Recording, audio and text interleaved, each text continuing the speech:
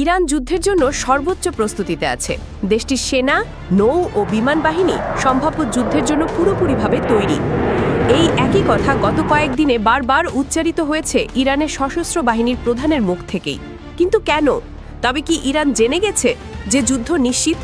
এবার যুদ্ধ শুরু হলে একসাথে 3 দিক থেকেই সমান তালে আক্রমণ করবে ইরান, যা দেশটির শীর্ষ সামরিক কর্মকর্তাদের কাছ থেকে বারবার শোনা যাচ্ছে। সে পথেই আরও একটু এগোলো ইরান। ইরানের নৌবাহিনীর প্রস্তুতি পরীক্ষা করতে হরমুজগান প্রদেশে সফর করেছেন ইরানের সশস্ত্র বাহিনীর প্রধান মেজর জেনারেল আব্দুর রহিম মুসাফি। তার এই সফর জানাচ্ছে সমুদ্র, স্থল ও আকাশে যে কোনো হুমকির জন্য সম্পূর্ণ প্রস্তুত পারস্য উপসাগরের এই দেশ। মুসাফি জানিয়েছেন, দক্ষিণ ইরানের নৌবাহিনী শুধু সমুদ্রে আক্রমণ প্রতিরোধে নয়, বরং আক্রমণাত্মক দায়িত্ব পালন করতে সক্ষম। তাদের প্রশিক্ষণ, অভিজ্ঞতা এবং কৌশলগত পরিকল্পনা সবসময় আপডেট করা হচ্ছে, যাতে সম্ভাব্য শত্রুর পদক্ষেপ প্রতিহত করা যায়। তিনি আরও বলেন, নৌবাহিনী ও আইআরজিসি নৌবাহিনীর মধ্যে যে ঐক্য ও উদ্যম দেখা যাচ্ছে তা ইরানের প্রতিরক্ষা নীতি ও জাতীয় নিরাপত্তাকে শক্তিশালী করছে।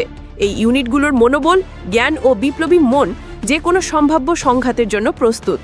বিশ্লেষকরা বলছেন, ইরানের এই প্রস্তুতি এটি জানান দেয় যে কোনো হুমকি মোকাবেলায় ইরান তৎপর এবং দীর্ঘ প্রতিরক্ষা অবস্থানে রয়েছে, যা সম্ভাব্য যে কোনো ভবিষ্যৎ সংঘাতের জন্য গুরুত্বপূর্ণ। এতে কি বোঝা যায়? যে কোনো আন্তর্জাতিক হুমকি বা চাপের মুখোমুখি হলে ইরান কেবল প্রতিরক্ষা নয়, বরং পরিকল্পিত ও প্রমাণিত প্রস্তুতির মাধ্যমে শক্তি প্রদর্শন করবে।